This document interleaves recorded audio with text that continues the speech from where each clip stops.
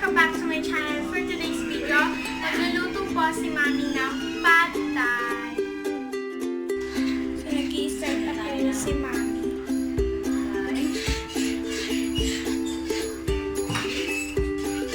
First is oil.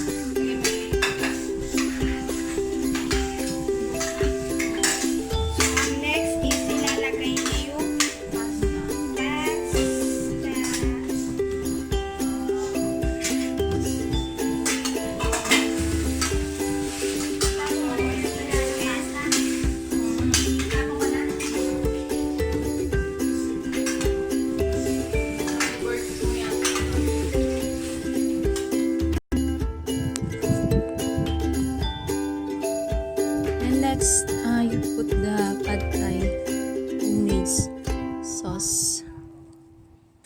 Pinaghalo-halo ko lang yung 4 tablespoon sugar, 4 tablespoon lime juice, 4 tablespoon patis, and 2 tablespoon of ketchup. Kasi wala kaming chili sauce. Pero kung may chili sauce, gusto nyo medyo maanghang, 1 tablespoon chili sauce. 1 cup. Ilalagay ko na lahat ng gulay kasi ayaw ng mga bata ng hilaw na gulay. Next is the spring onion.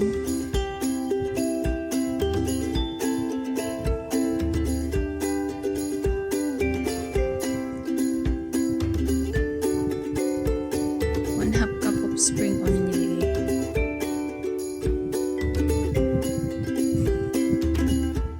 Nilalagay ko na lahat para sa bata.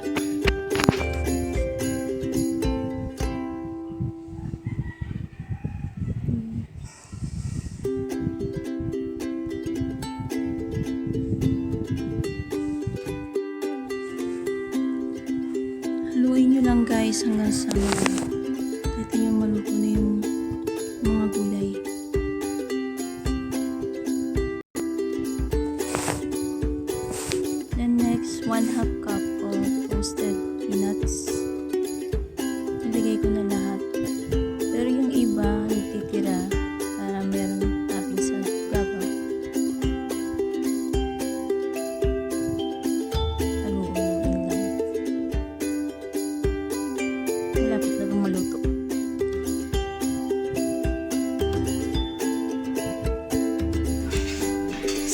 na guys yung finished product.